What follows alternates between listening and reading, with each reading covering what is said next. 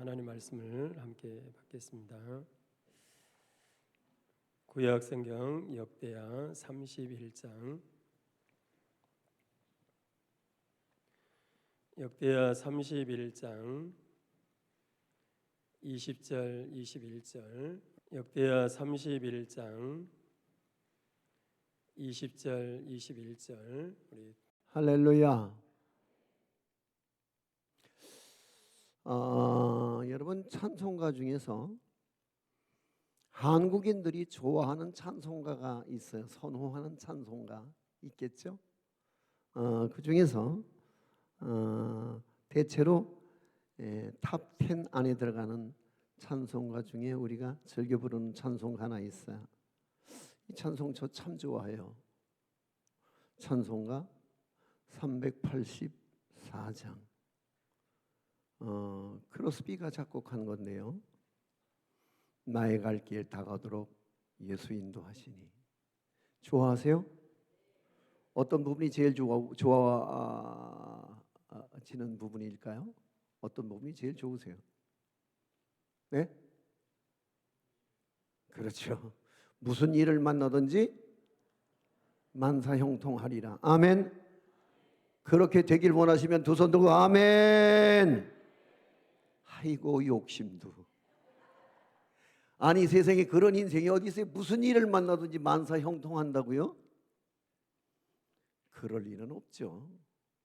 그건 그저 작사가의 마음이고 우리 모두의 마음인 것뿐이지 하나님의 뜻은 우리 모든 일을 다 만사형통케 하시진 않아요.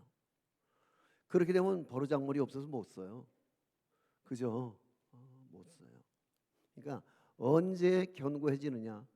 우여곡절 속에서 때로는 오늘 아침에도 제가 잠깐 말씀드렸습니다. 요나처럼 패대기 쳐진 후에 뭔가 터닝 포인트가 마련되기도 하고요. 때로는 베드로처럼 통곡하며 심히 울고 난 후에 또 다른 길이 다시 갱신되어지고 수정되어져서 드디어 형통한 결말을 맞게 될 뿐이지 어떤 일이든지 무슨 일이든지 형통하진 않아요. 그런데 우리는 여전히 형통하기를 꿈꾸고 바라고 기도하는 줄로 믿습니다. 근데 그 선하신 하나님은 결론은 형통케 하시는데 그 과정이 어렵죠. 그러니까 그 과정을 빼놓고 형통만을 생각한다면 그건 미신인 거예요. 그렇잖아요. 근데 형통이라는 게 뭐냐? 형통이라는 게 사전적인 의미를 보면은 온갖 일이 뜻과 같이 잘 되어짐, 자기 뜻과 같이 된다는 거예요. 그러니까 여기 형통은 주체가 누구예요? 내가 원하는 일, 내가 바라는 일, 그죠? 내가 꿈꾸는 일, 그게 그냥 소원대로 뜻대로 잘 되어져 가는 일이 형통이다. 근데 그런 인생은 없는 거죠. 자, 그렇다면 여기서 형통의 주체가 누구예요? 나란 말이죠. 응? 그런데 성경에 보면은 형통이 나오는데 성경에서 말씀하고 있는 형통은 뭐냐? 형통에서 말하는 형통은 나와 관계가 없어요. 내 뜻과 전혀 무관해요. 근데 여러분 창세기 39장에 보면 그냥 요셉이 하나님과 함께 하심으로 형통한 자가 됐다고 말하는 데 있어서 성경이 말하는 형통이란 건 뭐냐? 하나님이 함께 하시는 게 형통이다. 아멘. 그럼 창세기 39장의 요셉은 지금 어디에서 이 고백을 말하느냐 하면 그 배경이 요셉이 보디발의 집에 노예로 잡혀갔을 때의 배경을 가지고 있거든요. 근데 자, 그것도 남도 아닌 형제들의 손에 의해서 그래서 마치 소나 말처럼 그렇게 인신매매를 당해서 그의 이역만리 머나먼 애굽 땅까지 와서 종속화되어진 신세인데 그 신세가 뭐 그렇게 형통한 인생이기만 했겠습니까? 그죠? 근데 성경은 분명히 뭐라고 그래요? 요셉이 형통한 자가 됐다고 말해요. 근데 그 형통의 근거가 뭐냐? 소유가 아니라는 거죠. 부귀영화 출세한 게 아니라는 거죠. 비록 낯선 땅에 노예라고 하는 삶에 결박되어진 피할 수 없는 그저 짐승은 짐승인데 말할 줄 아는 짐승, 그게 요셉이에요. 근데 형통했다고요? 형통한 이유가 뭐예요? 수식어가 있어요. 여호와께서 그와 함께 하심으로. 할렐루야. 그러니까 성경이 말하는 형통의 조건은 내가 아무리 우여곡절 인생을 겪고 내가 수없이 내 인생에 바닥을 치고 살아도 하나님이 나와 함께 하시면 나는 형통한 자다. 할렐루야. 자, 오늘 본문에 들어가서 잠깐 오늘 본문을 다시 한번 제가 읽어보자면 그래요. 히스기야가 온 유다에 이같이 행하되 그의 하나님 여호와 보시기에 선과 정의와 진실함으로 행하였으니 21절 함께 시작. 그가 행하는 모든 일 곧 하나님의 전에 수종드는 일에나 율법에나 계명에나 그의 하나님을 찾고 한 마음으로 행하여 형통하였더라. 아멘. 형통하기 원하시면 아멘 하세요. 그런데 그 형통의 조건이 그런 거예요. 하나님의 전에서 수종드는 일 아세요? 그리고 율법에 계명에 모든 분야에서 먼저 하나님을 찾고 한 마음으로 행하여 그 결과로 형통하게 되었더라, 이런 얘기거든요. 할렐루야. 그렇다면 오늘 우리가 이 세계의 형통을 오늘 한번 들여다보면서 우리 모두 마침내 형통한 사람들이 되고 그 형통의 아이콘이 바로 내가 되기를 주의 이름으로 축원합니다. 그러면 오늘 여기에 형통할 수 있었던 히스기야의 형통할 수밖에 없었던 이유는 뭘까? 이유가 있을 거 아니겠어요? 자, 그러면 31장 1절부터 이제 차분히 헤쳐나갈 거예요. 자, 여기 보면은 한번 큰 소리로 다시 한번 읽어보면 좋겠네요. 시작. 31장 1절 말씀.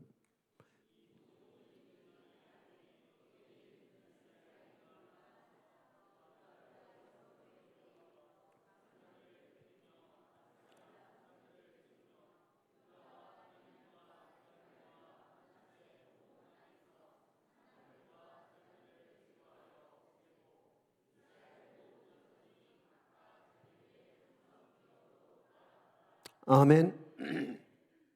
자, 여기 형통할 수 있는 첫 번째 키워드가 있어요. 이게 소위 요즘에 우리가 자주 말하는 솔루션이에요. 형통의 솔루션이 있다고요. 근데 그 형통의 첫 번째 키워드가 뭐냐? 따라하세요. 우상척결. 따라하실까요? 주상들을 깨뜨리며 아세라 목상들을 찍으며 산당들과 제단들을 제거해 없애고.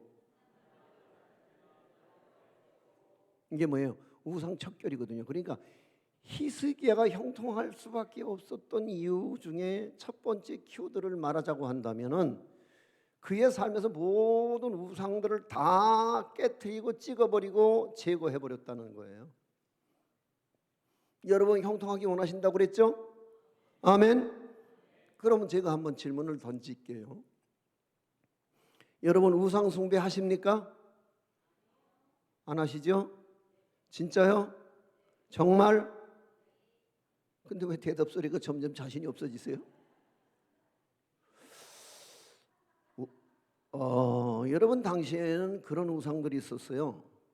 바알이나 아세라나 혹은 다곤이나 아스타롯이나 몰렉이나 이런.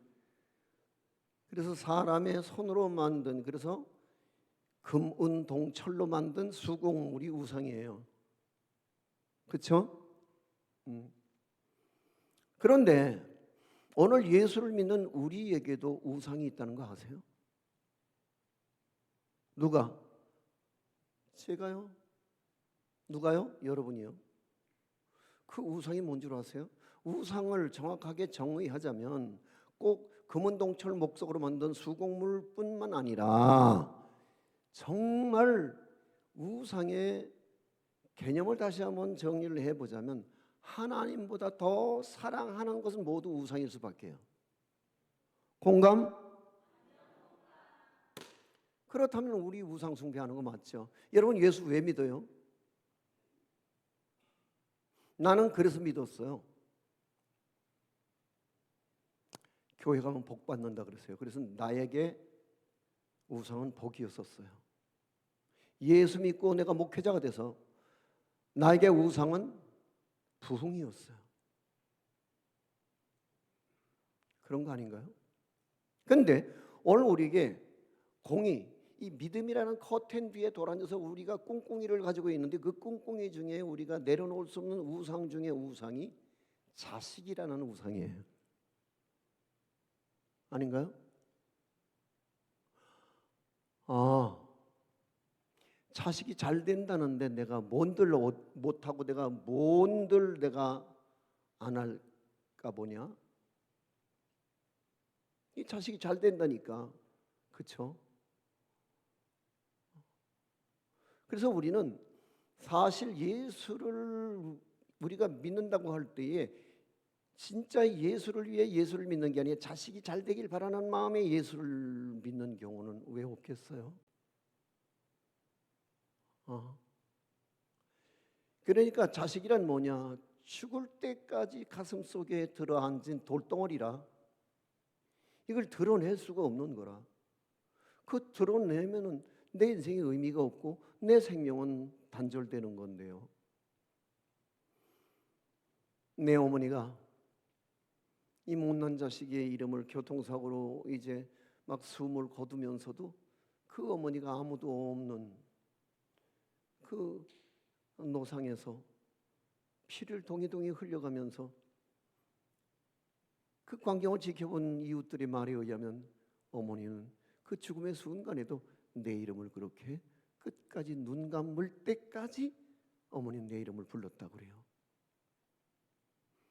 내 이름 속죄는 그 어머니 가슴 속에 들어앉은 돌덩이였죠. 그런 거예요. 그러니까 오늘 사실 우리가 예수를 믿고 오늘 우리가 교회를 드나드는 이유 중에 하나는 자식들 잘 되게 하고자 하는 마음이 왜 없을까요? 그래서 하나님도 사랑하는데 자식을 더 사랑해. 지금 저 째려보고 계십니까? 솔직해지자고요. 하나님은 눈에 안 보여. 근데 그 하나님을 믿고 하나님 앞에 내가 잘 보여서 그래서 내가 끔찍하게 내 살점처럼 사랑하는 그 자식이 잘 될 수만 있다면 나는 절간에도 갈 수 있어. 나 성모 마리아도 믿을 수 있어. 나는 뭐를 한들 자식만 잘 되게 해준다면 나 다 할 수 있어. 그게 이제 부모된 이들의 마음인 거죠. 그래서 어느 날 이게 하나님보다 더 사랑스러워져서 그래서 하나님은 자식이 잘 되게 하기 위한 보조 수단일 뿐이지 우리가 진짜 하나님을 사랑하진 않는다는 거죠. 아니 이렇게 말하면 어떨까요? 하나님도 사랑하는데 자식을 더 많이 사랑해서 하나님이 필요할 뿐이라는 거죠. 공감? 그럼요. 그런 거예요. 그러니까 이건 우리가 믿음이라고 포장을 둘러놨을 뿐이지 사실 우리의 믿음의 가장 중요한 주어는 자식인 거예요. 그게 우상인 거예요. 하나님보다 더 사랑하거든요. 그러니까 제가 한 40년 가깝게 이제 집회를 다니면서 그러면서 한때는 그게 실력이었던 거예요. 우리 세계에서는 어느 강사를 모셔오면 헌금이 많이 나온대. 그게 강사의 몸값이었던 시절이 있었어요. 난 너무 슬펐어요. 근데 그러다 보니까 어디를 건드리면 헌금이 많이 쏟아지는 줄 알아요. 근데 헌금이 가장 많이 쏟아지게 만드는 아킬레스건이 자식이에요. 자식 잘되게 한다고 하는 설교, 자식이 잘되게 하기 위해서 그 자식들의 이름으로 뭔가 하나님 앞에 서원의 예물을 드리는 일, 뭐 이런 일들을 들추고 나서면 헌금이 무더기로 나와요. 그건 저도 마찬가지였어요. 그래, 내가 자식들한테 물려준 유산은 없지만 내가 하나님 앞에 그래 아이들 이름으로 마치 아이들에게 생명보험 들어주듯 난 그 아이들의 미래를 위해서 난 하나님 앞에 정말 힘에 벅차게 나는 헌금을 드린 적도 있어요. 지금도 아직도 제 아내는 다 장성해서 각기 가정을 꾸리고 있는 자식들이건만 그 자식들 앞으로 일천번제를 드리고 살아요. 그리고 어느 날 문득 나는 깨닫죠.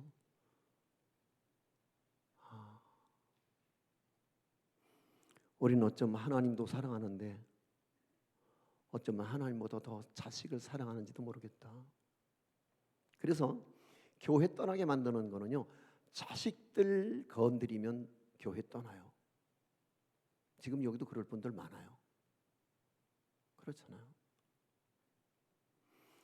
이 우상을 우리는 이 내려놨다가 다시 하나님 자리에 올려놓고, 그리고 그 자식 때문에 하나님을 끌어내리기도 하고 그 하나님을 이용해 먹기도 하고 그 하나님의 힘과 능력을 통해서 뭔가 자식들이 잘되게 하는 수단과 방법으로서 여호와의 이름을 찾고 부를 뿐이죠.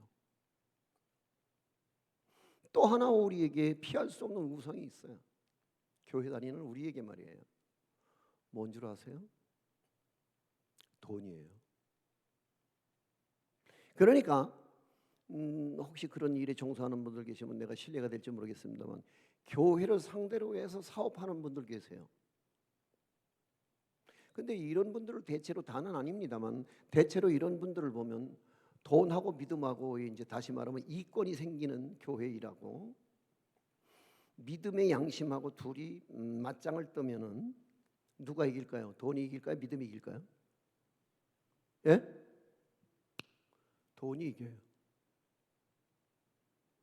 거의 돈이 이기죠. 돈이 이깁니다. 믿음이 이길 것 같지만 끝내 가서는 결국 믿음을 내려놓고 돈을 택하는 우리의 신앙 양심을 바라보면서 저것이 오늘 우리의 진실일 수도 있다고 생각을 하지요. 그러니까 오늘 우리가 하나님을 믿는 것 중에 하나는 피할 수 없는, 그래서 제가 말씀드렸던 것처럼 부흥이 하나님이고 형통이 하나님이고 부자가 하나님인 거예요. 성공이 하나님이고 출세가 하나님인 거예요. 그래서 우리는 하나님을 찾는 거죠. 그런데 이제 오늘 우리에게 세 번째 우상이 있다면 그건 뭐예요? 자기 사랑이거든요. 그래서 말세의 사람들은 자기를 사랑하는 거예요. 오늘 그래서 내가 잘 되길 바라는 마음에 하나님을 부르고 예수를 믿어요. 그게 우상인 거죠. 그런데 이번 집회에 우리 모두 진정 형통한 사람이 되길 바라는 마음에 오늘 그러한 내 마음에 감춰놓은 우상을 깨트려버리고 찍어버리고 제거해버리는 은혜가 있길 주의 이름으로 축원합니다. 그리고 하나님을 하나님 자리로 올려놓아야 합니다. 할렐루야. 하나님은 우리의 이용의 가치가 있어서 하나님이 아닙니다. 할렐루야. 그냥 하나님은 내 인생을 부자로 만들던 내 인생을 쪽박을 차게 만들던 간에 그 하나님은 하나님이신 거죠. 근데 우리는 잘 될 때는 하나님을 찬송하고 감사하고 기뻐하다가 내 인생이 내리막을 타기 시작하면 우리는 하나님에 대해서 거의 우리는 소 닭 보듯이 그렇게 하나님을 소외하죠. 그리고 하나님을 야속하다고 그러죠. 아니, 내 믿음의 방향성을 한번 보자고요. 내 믿음의 비중이 하나님의 저울에 달려서 얼만큼이나 무게감이 있는 믿음인지에 대해서 생각해 보신 적이 있으세요? 메네메네 데겔 우바르신이라고 하는 말처럼 너를 저울에 달아보고 달아봤더니 너 도무지 너는 무게감이 없다. 너는 너무 무게감이 없다. 그래서 내 시대를 헤아려서 내 시대를 끝내버리겠다. 이런 하나님의 선언에 대해서 아시는 바 있으세요? 중요한 것은 하나님의 저울에 달렸을 때 그저 가진 것도 없고 오늘 내가 내두르고 휘두를 수 있는 자랑스러운 깃발 하나 없어도 내 믿음만큼은 마치 거지 나사로처럼 하나님의 저울에 달려서 정말 비중 있는 존재가 되어서 아브라함 품에 안기고 하나님 나라 들어갈 수만 있다면 그건 진짜 참 믿음 아닐런지요. 할렐루야. 오늘 우리에게 그런 믿음이 회복되는 은혜가 있길 주의 이름으로 축원합니다. 두 번째, 히스기야가 형통할 수밖에 없었다고 하는 데 대해서 두 번째 또 하나의 키워드를 보자면 2절이 오늘 우리에게 이렇게 증거하고 있어요. 시작. 히스기야가 제사장들과 레위 사람들의 반열을 정하고 그들의 반열에 따라 각각 그들의 직임을 행하게 하되 곧 제사장과 레위 사람들에게 번제와 화목제를 드리며 여호와의 휘장문에서 섬기며 감사하며 찬송하게 하고. 아멘. 따라하세요. 드리며 섬기며 감사하며 찬송하게 하고. 이걸 오늘 우리의 종교 용어로 다시 재해석하자면 뭐예요? 예배 회복이죠. 아멘. 여러분, 오늘 우리의 신앙에 가장 큰 딜레마가 있다면 우리는 교회를 받으러 오거든요. 구원도 받고 은혜도 받고 능력도 받고 응답도 받고 축복도 받고 뭐 다 받고 싶은 거예요. 공감? 근데 그러니까 예배가 자꾸 에러가 나는 거거든요. 왜요? 예배는 받는 게 아니라 드리는 거거든요. 아멘. 저희 교회가 드림교회라고 이름을 바꾸게 된 배경이 그거예요. 너나 우리 모두 목사로부터 온 교인에 이르기까지 우린 교회여서 그저 늘 하나님의 입만 열면 주시옵소서. 복도 주시고 구원도 주시고 그저 내게 건강도 주시고 내게 성공도 출세도 허락하여 주옵소서. 이게 오늘 우리의 보편적 기도죠. 주시옵소서. 달라는 거죠. 그러니까 오늘 교회 오는 목적이 받기 위함이죠. 은혜 받으려고요. 아멘. 근데 여러분 그거 아세요? 모든 것들은요 성경의 구조가 그래요. 성경의 공식을 다시 한번 보자면 먼저 천사가 오르락 내리락 하거든요. 내리락 오르락 하는 게 아니라 먼저 올라가는 게 있어서 그러니까 여러분 먼저 드려야지만 그 다음에 주께서 되시는 은혜가 있는 줄로 믿으시면 아멘 하세요. 할렐루야. 근데 우리는 드리지 않고 뭔가 받고 싶어 하거든요. 이를테면 그런 거죠. 싸게 치고 좋은 거 받고 싶어 하는 오늘 우리의 얍삽한 심정이 오늘 마치 우상 숭배자들이 그런 짓 하듯 말이에요. 어떤 거 하느냐면 그저 어느 날 지나가다 보니까 트럭 핸들 기둥에다가 다 삐쩍 말라 비틀어진 부구를 갖다가 실로 막 싱싱 감아놨는데 그 뭐야 싸게 치고 안전 보장 받겠다는 거죠. 그죠? 미신이라고 하는 건 그런 거죠. 적게 드리고 효율적인 걸 받아서 부자 되자. 이 심보 아세요?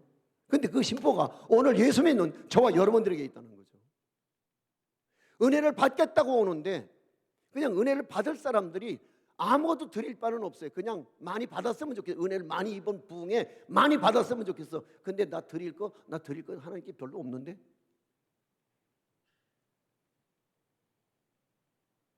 나 먹고 쓰고 한 달 내가 유지하는데 내게 최소한의 필요한 경비를 빼놓고 나니까 남는 게 없어. 그러니까 하나님께 드릴 게 없어. 그러니까 오늘 우리가 헌금을 자꾸 비겁해지는 이유가 거기 있는 거예요. 응? 그러잖아요. 제가 우리 교회에서 평생 안 했던 소리를 한번 하려고 해요. 우리 교회도 이제 빚이 10억이 남았는데 이제 제가 목회 2양을 해야 되거든요. 근데 피투성이의 교회를 넘겨주기가 너무 송구스러운 거야. 그래서 교인들에게 내가 작심하고 내가 한번 교인들에게 제안을 해봐야 되겠다. 나 내려오기 전에 마지막으로 내 사역에서 저지른 빚이니만큼 다음은 얼마라도 빚을 갚고 내려섰으면 좋겠다. 10억을 다 갚진 못하지만 우리 함께 여기까지 믿음의 길을 함께 숨가쁘게 달려와서 오늘 1세대에 이 믿음의 종지부를 찍어야 하는 순간에 내가 교인들한테 울면서 한번 그런 하소연하고 싶어요. 여러분, 이것이 정말 우리가 선한 일을 하다가 진 빚이라면 이 빚에 대한 무게감과 이 빚에 대한 책임감 또한 우리의 몫이 아닐까요? 공감? 그렇다면 여러분 얼마나도 좋습니다. 제가 마지막으로 여러분에게 협조를 구합니다. 제가 지금까지 여러분에게 헌금에 관한 얘기를 가능한 한 안 하려고 애를 썼는데 이제 내가 마지막으로 이 10억에 대한 빚이 교회를 내려오는 제게 있어서는 적지 않은 부담입니다. 그리고 미안한 마음입니다. 다만 얼마라도 여러분 이 빚에 대해서 여러분이 이 책임을 공감할 수 있었으면 좋겠습니다. 그래서 제 마지막 은퇴 예배 드리는 날 저한테 은퇴 선물 주려고 생각하지 마시고 당연한 제게 황금 열쇠 주려고 생각하지 마시고 우리 조금씩 더 모아보십시다. 그래서 우리 얼마간의 빚을 가리고 내려올 수 있었으면 저는 참 당당하게 이 강단을 걸어서 여러분의 박수 속에 내가 나의 마지막 인생을 걸어나가게 될 것입니다. 지금 생각하고 있어. 그러니까 당신들은 가지고 있는 모든 부채에 대해서 그렇게 큰 짐을 느끼고 부담을 느끼고 그래서 어떻게 하든지 짐을 줄여보려고 애를 쓰는 데 있어서 교회 부채에 대해서는 아무도 책임질 사람이 없는 거죠. 그렇잖아요.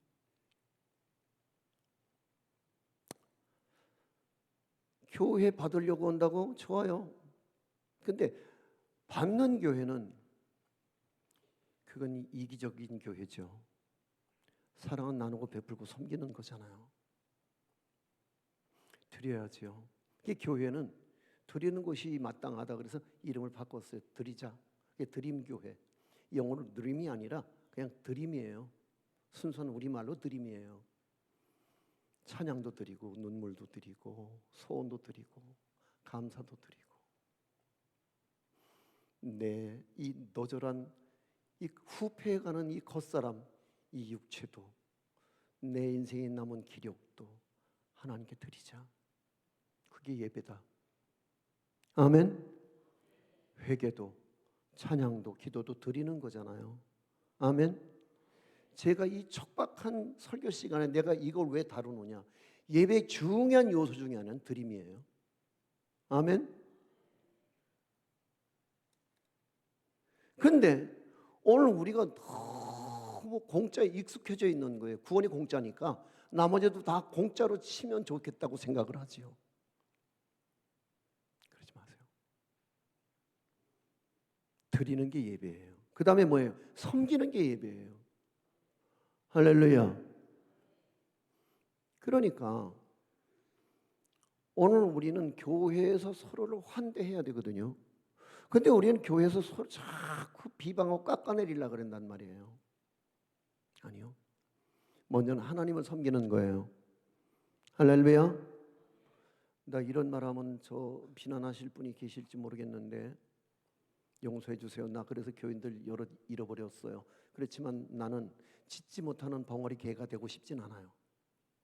무슨 얘기냐면은 며칠 전에 산책길이 나섰는데 집사람이 맞은길에 누가 이제 산책을 오는데 이제 유모차를 끌고 오니까 어머 애기 데리고 나왔는데 어머 춥겠다. 그리고 가까이 가서 보니까 개새끼야. 미안해요. 개 키우는 사람은 개 새끼라 소리도 신뢰가 된다며요. 근데 개가 어리니까 개새끼 맞죠? 거기다 옷까지 입히고 양말까지 신겼어요. 아주 예쁘게 아주. 그리고는 눈여겨보기 시작을 했어요. 지난 유모차에 아이가 몇 명이나 앉았는지.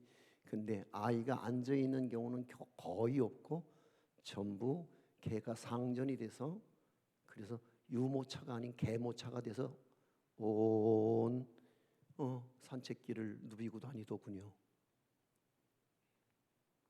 개 사랑하세요. 그러나 그것이 하나님의 형상을 닮은 내 이웃보다 하나님께서 천하보다 귀중히 여기는 그 한 영혼보다 개를 더 사랑하는 건 믿음이 아닐 수도 있어요. 아멘. 그래서 나는 교인들에게 그렇게 제가 제안을 했어요. 여러분 개 좋아하세요? 좋아한다는 거예요. 저도 좋아해요. 개를 10여 년 키우고서 뒷동산에 갖다 묻으면서 내가 참 그 개하고 들었던 정 때문에 내가 자꾸만 눈물이 날라고 그래서 미안하다 날마다 빈집만 지키게 하고 그 억센 쇠사슬에 매여서 빈집을 지키느라고 고생 많이 했구나. 잘 가라 진돌아 잘 가라. 그랬어요. 그리고 제 생애에 2번 다시 개는 없어요. 왜요? 개를 키워보니까 개가 얼마나 소중한지 몰라요. 아무도 없는 빈집에 들어갈 때 개의 기척이 얼마나 살아있는 누군가 나를 그렇게 엉덩이가 막 그저 360도 돌아가던 막 그렇게 꼬리를 흔들면서 덤비는 그 뭔가 나를 좋아해주고 기다려주고 반겨주는 개가 얼마나 고마운지 몰라요. 그런데 어느 날부터인가 저 지구 반대편에 그거 1,000원짜리 구충제 하나만 먹여도 그렇게 죽지 않을 그들. 근데 우리는 개 한 마리에 들이는 돈이 얼마인 줄 아세요? 미장원, 호텔, 예방주사, 영양제 뭐 아무튼 따져보니까요 애 하나 키우는 만큼의 돈이 들어요. 그런데 45,000원 컴패션 교회를 통해서 공급하는 이 45,000원은요 그 아이의 모든 학업 일체와 그 함께 살아가는 가족들 모두의 생활비까지 대책이 되는 거예요. 근데 우리는 그 짓은 못하죠. 개한테 수백만 원씩 드려도 아깝지 않으면서. 왜요? 사랑하게 됐으니까요. 그렇다면 개 키우세요. 언제까지? 죽을 때까지요. 그리고 그 개 죽거든 2번째 개는 그만 받아들이세요. 그 돈 가지고 저 지구 반대편에 저렇게 얼만큼 구조물을 먹느냐. 왜 내가 아프리카에 우물을 파기 시작했느냐면은 이 무식한 사람이 최소한 그런 상식은 있어야 되는데 그 벌레알과 기생충이 우글우글하는 그 흙탕물을 갖다가 퍼오는데 그걸 퍼서 그냥 그 자리에서 먹어버려요. 적어도 이런 포라도 하나 씌워서 여기다 물을 받아낼 수만 있다면 적어도 이 거름망 때문에 벌레알까지 뱃속으로 들어가진 않겠죠. 그런 무식한 그들에게. 그래서 몸에서 기생충이 그저 2m짜리가 그 살갗을 뚫고 나오는데도 그들은 대책이 없이 그렇게 무지한 삶을 살아가는 그들에게 깨끗한 물을 먹이자. 저들에게. 그래서 이제 없는 살림에 아프리카에 우물을 팔아 다녔어요. 어떤 거는 그저 우물 한 공 파는데 2천만 원도 들고 3천만 원 들고 5천만 원도 들고 과학적 장비를 가지고 사막에 파야 돼요. 사막에도 물이 있어요. 깊어서 못 팔 뿐이죠. 장비가 모자랄 뿐이죠. 수맥은 분명히 현대 과학적 장비로 깔아놓고 찍어대면 어디에 수맥이 있는지 다 보여요. 그런 장비를 빌려다가 그런 장비로 물을 찾아서 그저 지하 그저 200m, 300m, 400m 막 뚫고 내려갈 수 있는 그 큰 기계들을 끌어올 수 있는 방법이 돈이 많이 들어서 그렇지, 맘만 먹으면 사막에도 수맥을 쳐서 물을 찾아서 물을 파줄 수가 있어요. 그래서 그 일을 시작을 한 거예요, 저희 교회가. 그래서 그냥 교회의 관리 집사님도 심지어는 이 강단에 꽃 올리는 것도 어떤 때는 그냥 길게 늘어갈 수 있는 것들 그래놓고는 어느 날 문득 제가 그 생각을 했잖아요. 조화를 갖다 꽂아놓으면 시들지 않을 텐데. 그랬더니 어른들이 막 말리는 거예요. 교회가 생명의 상징인 교회가 어떻게 죽은 나무를 올려놓습니까? 아니요. 죽은 나무 올려놓은 거 문제되지 않아요. 죽어가는 영혼을 방치하는 게 문제죠. 아멘. 그렇다면 오늘 우리는 환대하는 거예요. 저 지구 반대편에 나와 피 한 방울 섞이지 않은 그들일지라도 주님이 가장 사랑하시는 천하보다 귀중한 영혼인 줄을 안다면 그들을 섬기는 게 예배예요. 거기에 돈을 쓸 수 있는 사람이 진정한 제자고 진정한 예배자인 거예요. 공감? 아멘. 그리고 감사하는 일이에요. 예배는 감사죠. 감사가 빠져버린 찬송, 감사가 빠져버린 헌금, 감사가 빠져버린 모든 예배적 행위는 다 위선인 거예요. 그리고 마지막으로 여기 보니까 찬송하게 하고, 그러니까 히스기야는 형통할 수밖에 없는 짓을 선택했어요. 그래서 예배를 회복해요. 우상을 척결하고 예배를 회복했어요. 두 번째로. 자, 그리고 세 번째. 자, 시작. 또 왕의 재산 중에서 얼마를 정하여 여호와의 율법이 기록된 대로 번제 곧 아침과 저녁의 번제와 안식일과 초하루와 절기의 번제에 쓰게 하고. 뭐예요? 여기에 보니까 절기 회복이에요. 무슨 회복이라고요? 절기 회복이에요. 절기가 회복되지 않는 믿음은 소용이 없어요. 우리 가장 큰 절기, 그렇죠? 가장 큰 위대한 절기가 있어요. 그게 뭐냐면 성탄절이에요. 주님이 오시잖아요. 우리를 위해서 하늘 보좌를 버리고 이 땅에 오시잖아요. 근데 그 성탄절 전에 뭐가 있어요? 대강절이 있어요. 오시는 주님을 기다리는 거죠. 마라나타, 아멘, 주 예수여 오시옵소서. 아멘. 기다리고 기다린 긴 기다림 끝에 오신 주님을 그렇게 행복하게 기뻐 찬송할 수 있는, 그거 진짜 교회에 필요한 일인데 요즘 교회에서 대강절도 없어지고 성탄절도 요즘엔 다 불 꺼진 성탄절을 보내요. 그리고 억지 춘향으로 나와서 기쁘다 구주 오셨네. 하나도 안 기뻐요. 왜? 기다린 적이 없는데요. 뭐가 감격이에요? 기다린 적이 없는데. 예수께서 다시 사셨다고요? 그게 나하고 무슨 관계인데? 왜?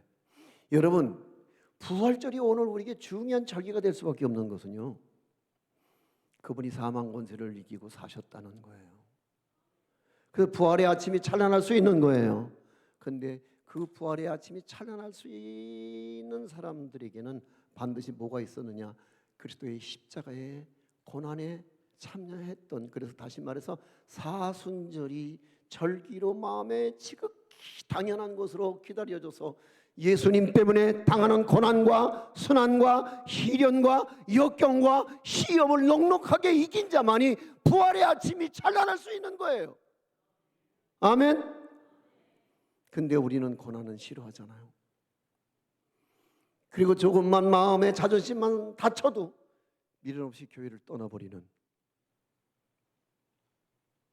그래서 요즘 여러분 수없이 우리가 함께 듣는 말입니다만 가나안 교인이 많아지는 이유가 뭘까요? 근데 이 가나안 교인이 우리만 많아지는 게 아니라 탈종교화 시대에 불교에서도요 성가대학에 입학생이 없어 보여요. 천주교에서도 성공의 대학에 입학생이 없어요.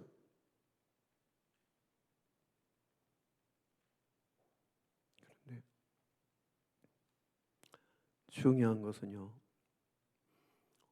오늘 우리가 이런 때일수록 탈종교화 시대의 사람들을 모아드려야 되는데 우리조차도 종교를 버리고 교회를 안 나옵니다. 그래서 이름하여 가나안 교인들이 점점 늘어나서 그래서 코로나 시대를 거쳐오면서 1만 교회가 실종이 되어버렸어요. 그런데 이 집회를 통해서 저와 여러분, 특별히 동문교회 사랑하는 성도 여러분, 우리 모두 예배가 회복됨과 동시에 절기가 회복된 은혜가 있길 주의 이름으로 축원합니다. 오늘 그게 오늘 우리의 믿음의 핵심인 거죠. 예수의 오심과 예수의 죽으심과 예수의 부활하심과 그리고 오늘 우리에게 마지막 메시지, 내가 다시 오리라. 할렐루야. 그래서 오늘 우리가 숨지도록 불러야 할 노래가 있다면 주 예수여 오시옵소서. 근데 이 마지막 예수님 다시 오실 그 재림에 대한 기대감이 없어져 버린 한국교회. 근데 한국교회는 재림 얘기 뭐 이런 얘기 별로 달가워하지 않아요. 그래서 한국교회가 지금 이렇게 지금 어려움을 겪고 내리막을 타는 이유 중에 하나는 오늘 한국교회 목사님들이 잘못 가르쳤어요. 한국교회 부흥사들이 잘못 가르쳤다고 하는 말이 맞을 수도 있어요. 예수 잘 믿으면 구원받고 복받고 형통하고 건강하고 그래서 구원의 삼박자, 영혼이 잘된 같이 범사가 잘되고 강건하고, 그게 다야? 번영신학? 그럼 예수 믿음 번영하는, 부자 되는, 성공하는, 그게 예수 믿는 목적 다야? 여러분, 땅에서 비록 거지 나사로처럼 빌어먹어도 저 영원한 나라에 들어갈 수 있다면 그건 우리의 믿음의 본질 아닐까요? 아멘. 그럼요. 그런가 하면은 5절 말씀을 보십시다. 시작. 왕의 명령이 내리자 곧 이스라엘 자손이 곡식과 포도주와 기름과 꿀과 밭의 모든 소산의 첫 열매들을 풍성히 드렸고 또 모든 것의 11조를 많이 가져왔으며. 자, 이거 부담스러운 얘기가 등장했어요. 11조 하시는 분들 한번 물어볼게요. 안 하시는 분들에게 뭐 대답하시기가 곤란할 테니까요. 11조 하시는 분들 제 질문에 대답해 보세요. 여러분의 11조는 정직하십니까? 아멘이라고 말씀하셨어요. 너무 고마워요. 근데 이게요, 단위가 적을 때는요 11조 아주 쉬워요. 얘네들이요 어디 가서 알바해갖고요 알바 몇 푼 받은 거 가지고 11조 하기 저 때는 진짜 쉬워요. 그죠? 몇만 원만 띄면 해결되니까요. 근데 그게 점점 단위가 커진다고요. 그래서 뒤에 동그라미가 점점 많이 붙는다고요. 그래서 그게 1,000만 원대, 억대, 뭐 10억 이렇게 이제 가는 11조를 내야 되는 경우도 간혹 있는 분들이 계세요. 그렇게 되기를 축복합니다. 아멘. 근데 그런 경우를 당했다고 한다면 그 11조가 온전해질 수 있을 거라는 생각을 해보세요. 어떠세요?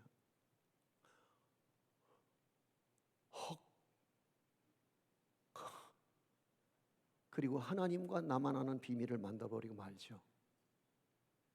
그죠? 이게 한국교회 실정이에요. 그러니까 무슨 얘기냐?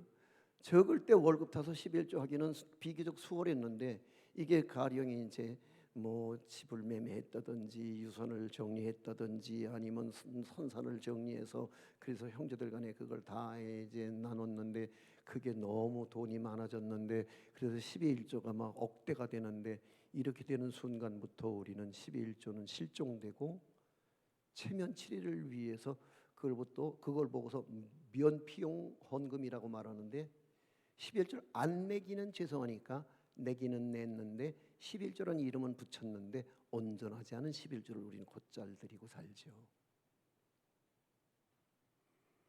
아멘 하기 싫거든 뭐가지라도 흔들어 주세요. 맞죠? 그래요. 우리 참 믿는다고 그러면서 우리는 참 부정직해요. 맞아요. 너무 부정직해요. 근데 여기 중요한 단어는 풍성히 드렸다는 거예요. 풍성히. 여러분 하나님하고 비즈니스 하고 싶으세요? 그래서 오늘 우리가 꿈꾸는 좋은 노래가 있다면 30배, 60배, 100배나 뭐 이런 거 꿈꾸는 거예요? 아니요. 여러분 오늘 모든 것의 10의 1조를 주님하고 정직하게 그래서 온전한 11조를 회복하세요. 그것이 히스기야가 형통했던 원인이에요. 아멘. 할렐루야. 할렐루야. 자, 그러면 조금 더 속도를 내보십시다. 자, 그러면 정리를 한번 해볼게요. 첫 번째 뭐라고요? 우상척결. 두 번째 예배 회복. 세 번째 절기 회복. 네 번째 온전한 11조. 아멘. 자, 이렇게 하면은 복 받을까요, 못 받을까요?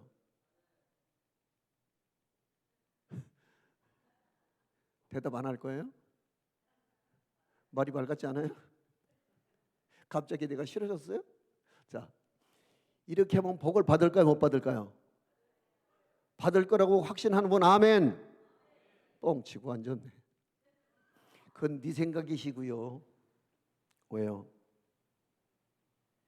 여러분 이걸 이제 소위 우리는 뭉뚱그려서 충성이라고 말하죠. 충성하면 복 받을 거라고 생각들을 해요. 그죠? 근데 오늘 본문은 너무 엉뚱한 방향으로 가닥이 잡혀나가는 것을 보게 돼요. 자, 그러면 조금 더 볼까요? 32장으로 들어갈게요. 32장 1절 말씀 시작. 이 모든 충성된 일을 한 후에 아수르 왕 산헤립이 유다에 들어와서 견고한 성읍들을 향하여 지인을 치고 쳐서 점령하고자 한지라. 아니 이 모든 충성된 일을 그렇게 기진하도록 히스기야가 했는데 그 히스기야의 나라가 이제 전쟁의 소용돌이에 빠지는 거예요. 아니 그렇게 충성하면 복 받는다며. 이제 여기서부터 이제 우리가 믿음의 핀트가 벗어나니까 교회를 떠나는 거거든요. 야, 믿어봐야 별거 없어. 나 11주도 해보고, 나 여전도 회장도 해보고, 나 청년 회장도 지내보고, 나 교회 열심히 다녀봤는데 별거 아니야. 헌금만 뜯겼어. 나 교회 가서 헌금 다시 돌려달라고 그러고 싶어. 그런 사람들이 생기는 거예요. 자, 여기서부터가 딜레마예요.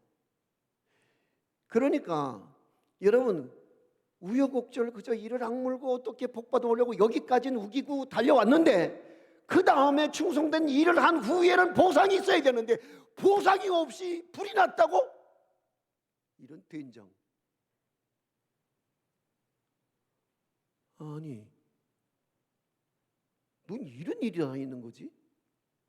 내 젊은 날 30살에 시작된 내 농촌 목회가 그렇게 굶주리고 헐벗고 그렇게 비루하고 남루하고 아이들 앞에 아빠는 언제나 가난한 사람. 아니 아이들 마음속에 아빠는 언제나 힘도 없고 백도 없고 아이들이 그렇게까지 표현은 했을지 모르겠습니다만 우리 아빠는 늘 등신 같아. 다 미안하대. 다 지가 잘못한 거 없는데 다 잘못됐다고 교인들한테 아빠가 뭘 잘못했는데 날마다 잘못됐다고 교인들 앞에 그러는. 살아봐 이 새끼야.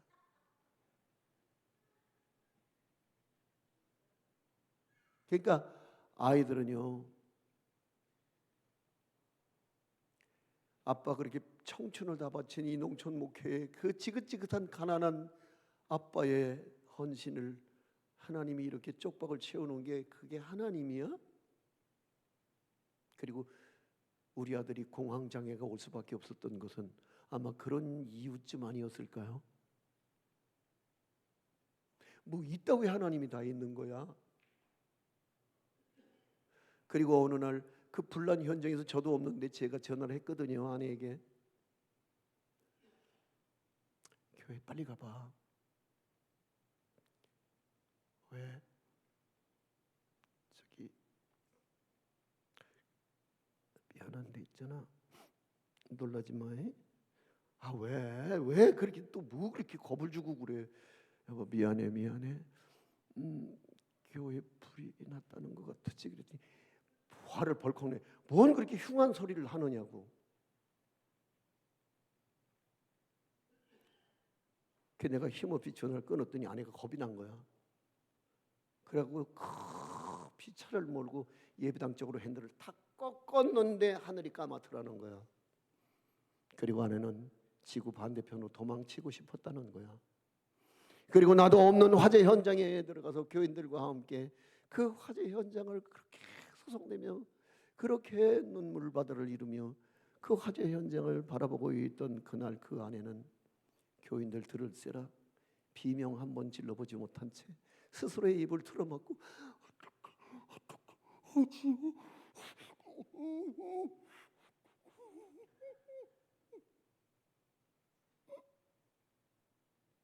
그리고 불이 저기 났는데 여기를 타고 들어간 거야. 이름하여 화병 알아요? 영국에서 공부하던 놈이 들어왔어요. 카톡을 보고 제 친구 카톡 보고 들어왔는데 들어와서 불난 예배당 현장 한번 돌아보고 내 등살에 쫓겨서 집으로 들어간 놈은 누워서 다시 못 일어나요. 열이 39도 막 40도까지 이 열이 올라가는 이유를 모르겠는 거 병원에서 응급실로 업고 들어왔는데 그날 그 쇼크는 아이를 평생 장애를 만들었어요. 그래서 저희 아들은 공황 장애를 앓고 살아요. 그것도 화병이에요.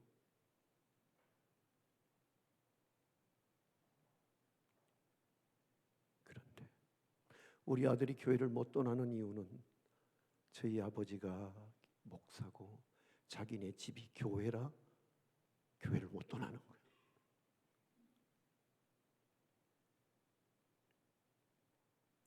그런데요, 이 딜레마, 이 말할 수 없는 이해 안 되는 하나님, 아니 충성하면 복 주신다며요. 근데 이 모든 충성된 일을 한 후에 당한 이 난리 소문이 어찌미니이까? 여호와여 어찌미니이까? 그런데 믿음은 여기서부터 진수해요. 아멘. 그러니까 여기서 걸려서 가나안 교인이 되는 거야. 여기서 걸려서 해봐야 별거 아니더라. 야 다녀봤는데 별거 없더라. 아니요. 믿으면은요 근성이 있어야 돼요. 아멘. 언제까지? 일본말로 우리 왜 어려서 그런 말 자주 썼네. 쇼부를 볼 때까지 가는 거야. 우리 모두는 승부사 기질을 가지고 있는 야곱 같은 믿음의 도전장을 낼 수 있는 배짱이 있어야 되거든요. 할렐루야.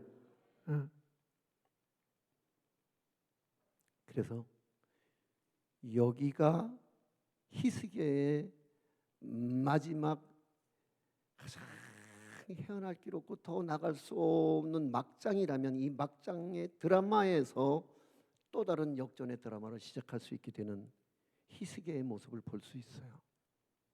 어떻게 하느냐? 여기 보니까 20절 말씀으로 뛰어넘을게요. 시작. 이러므로 히스기야 왕이 아모스의 아들 선지자 이사야와 더불어 하늘을 향하여 부르짖어 기도하였더니 여호와께서 한 천사를 보내요. 할렐루야. 아멘. 여러분 인생에 천사가 도래할 수 있기를 원하시면 아멘 하십시오. 근데 그 천사가 도래할 수 있게 되어진 저변에 뭐가 있어요? 기도가 있어요.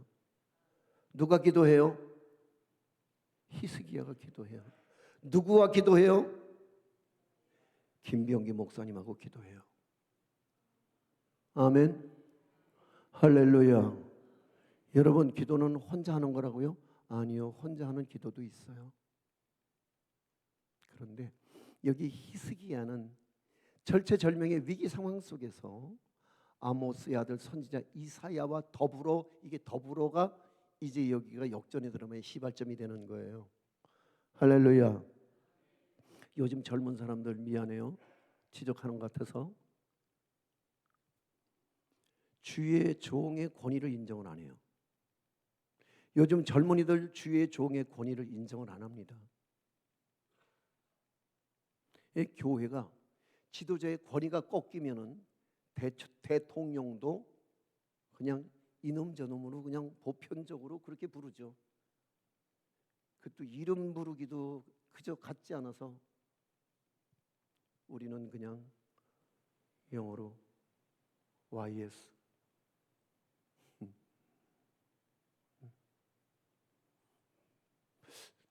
요즘에 뭐 동네 개 이름 부르도 그렇게 대통령 이름을 부르대요. 이름만 부르나요? 거기다 온갖 욕설을 들이붓죠. 아니요. 적어도 국민들의 주권에 의해서 뽑힌 대통령이라면 내가 지지하든 지지 안 하든, 내가 원하는 당의 사람이든 내가 지지하지 않는 당의 대통령이든 간에 우리는 그의 리더십을 인정할 때 나라는 굳건하게 설 수 있어요. 아멘. 근데 우리는 이게 민주화가 얼만큼 더 가야지 민주화 끝장을 볼지 모르겠는데 대통령도 서슴없이 영창 다 보내버리는, 다 보냈어요. 죽이든지 영창 보내든지. 대한민국 헌정사상 대통령 말로가 온전한 사람 하나나 있었어요? 없어요. 우리가 그토록 존경했던 김대중 대통령도 당신은 안 갔는데 당신 아들들이 다 갔어. 알아요? 그걸 보고 뭐라 그래요? 보복 정치. 나라가 이 꼴이 돼가는 이유가 뭔지 아세요? 지도자의 권위를 무시해요. 오늘 한국교회가 왜 이렇게 난장판이 된 줄 아세요? 영적 지도자의 권위를 무시해버리는 거야. 그러니까 기도 부탁할 마음도 없어. 왜? 쟤는 지 월급 받아먹기 위해서 목사질 하는 거야. 이 잡이라고 생각하는 거거든요. 그러니까 대통령도 이놈저놈 하는 반에면 목사님들 욕 안 먹겠어요? 그러니 교회가 꼴이 뭐가 되겠습니까? 그렇잖아요. 내가 유치한 소리 같아서 내가 좀 부끄럽긴 합니다만 어느 날 명절에 다 갔다가 사찰 집사부터 담임 목사까지 다 사과 한 짝씩을 쫙 돌렸는데 고맙죠. 근데 나는 두려웠어요. 아, 교회 목사의 권위를 점점 인정 안 하는구나. 비싼 걸 먹고 싶어서가 아니라, 그렇죠?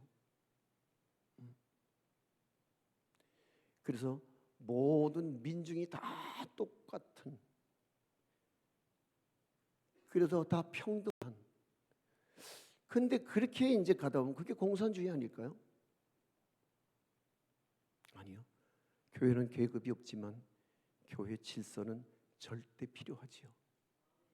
믿습니까? 그래서 여기에 보면은 히스기야는 이게 이사야 목사님의 권위를 인정해서 이사야 목사님과 더불어 시작하는. 그래서 이게 이제 역전의 드라마가 여기서부터 구체화되는 거예요. 할렐루야. 그래서 하늘을 향하여 부르짖어 기도하였더니 하나님께서 천사를 보내서 아수르 지인영의 모든 큰 용사와 대장과 지휘관들을 멸하신지라. 할렐루야. 할렐루야. 그래요. 그러면 여기서 우리 다시 한번 체크하자면은, 그러면 여기 여섯 번째 키워드가 뭐라고요? 여섯 번째 키워드는요, 시험을 극복하는 거예요. 뭘로? 기도로. 믿습니까? 시험은 다 있어요. 다 있어요. 여러분, 나는 평안할 줄 알아요? 나도 평안하지 않아요. 줄은 몰랐어요. 그러니까 다 좋아 보이고 다 평범해 보이지만, 저 집은 나보다 훨씬 더 양질의 삶을 살 것 같지만, 그러나 인간사 모든 커튼 열고 들어가 들여다보면은 다 50보 100보 덧진 개찐 그거야. 아멘. 그러면 우여곡절 인생 누구나 다 있어요. 업앤다운이 있는 거예요. 계속해서. 근데 그 내 인생의 내리막에서 다시 한번 오르막 인생으로 방향을 전환시키기 위해서 주의 종과 더불어 기도하는 시간이 절대 필요함. 공감? 절대 필요함.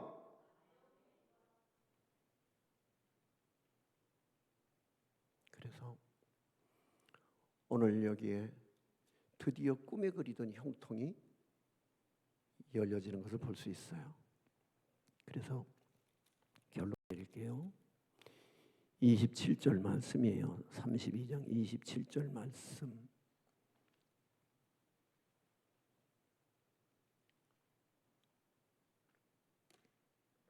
시작. 히스기야가 부와 영광이 지극한지라 이에 은금과 보석과 향품과 방패와 온갖 보배로운 그릇들을 위하여 창고를 세우며 29절 하반절 이는 하나님이 그에게 재산을 심히 많이 주셨음이며 30절 하반절 히스기야가 그의 모든 일에 형통하였더라. 나는 이 형통이 여러분의 간증이 될 수 있길 소망합니다. 이 형통이 여러분이 누릴 만한 노래가 될 수 있길 소망합니다. 아멘. 근데 이 형통의 단계까지 오기가 그냥 수월치는 않았더라. 믿습니까? 우여곡절. 그래서 수 없는 위기적 상황 속에서 하나님을 거부하고 하나님을 부정하고 하나님을 떠나버리고 싶은 적이 왜 없었겠습니까마는, 그러나 참 믿음은 인내하는 거예요. 언제까지? 끝장 볼 때까지. 믿습니까? 난 감히 말할 수 있어. 나 42년에 참담하고 가난하고 비루한 농촌 목회, 나는 참고 기다리고 여기까지 와서 나는 다음 달 3월 21일 날 교인들의 갈채 속에 나는 당당하게 강대상을 걸어 내려올 거예요. 아세요? 여러분, 적어도 여러분이 이 예배당을 들어서서 예배당 문 닫고 여기 앉아 계신다면 여러분들 평생 교회 옮기는 유치한 짓 하지 마세요. 교회는 왜 교회인 줄 아세요? 죄인들이 모여 있어서 교회예요. 교회는 뭐냐? 죄인들의 공동체가 교회야. 다 잘나고 똑똑하고 경건하고 거룩하고 신실하고 정직한 사람만 있을 거라고요. 착각하지 마세요. 여기 저희들끼리 눈 맞아서 바람 피우는 이들도 있고요. 남한테 돈 빌려달라 그래서 돈 떼먹고 야반 도주하는 사람도 있고요. 세상에 온갖 사기, 권모, 술수, 야합, 네거티브 별거 다 있어요.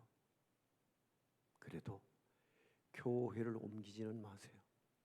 여기서 문제가 생겼으면 여기서 그 문제 해결할 때까지 재단불을 붙드는 게 믿음이야.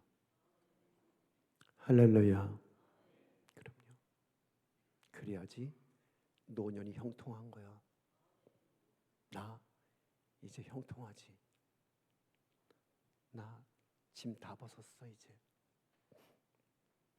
후 다 벗었어. 그 지겨운 가난도 이젠 다 옛날 이야기가 됐고, 이제 그렇게 피로하고 남노하고 초라하고 정말 흔들 깃발 하나 없이 그렇게 초라하게 42년을 살아낸 내 농촌 목회도 이젠 내게는 그게 곧 깃발이 된 거야. 할렐루야. 아, 그래요. 형통합시다. 아멘. 오늘 이 형통을 향하여 나가는 히스기야의 결론이 오늘 저와 여러분의 인생 결론이 되고 믿음의 결론이 되었으면 좋겠습니다.